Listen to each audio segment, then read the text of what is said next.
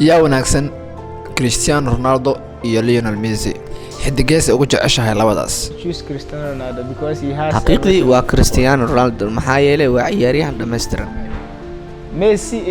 Messi waa ciyaaryahan mucjiso iyo hibo gaar ah leh, laakiin tusaalaha ugu fiican ee kubadda cagta waa Cristiano Ronaldo. maxaa yeelay waa ciyaaryahan ku ciyaara qaybaha kala duwan ee looga baahan yahay in kubadda lagu ciyaaro sida madaxa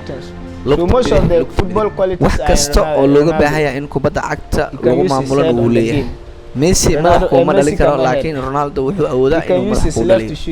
Messi wuxuu ku ciyaaraa kaliya lugta bidix, laakiin Ronaldo wuxuu ku shoodi karaa lugta. Messi ma awoodo inuu ku darbeeyo kubadda.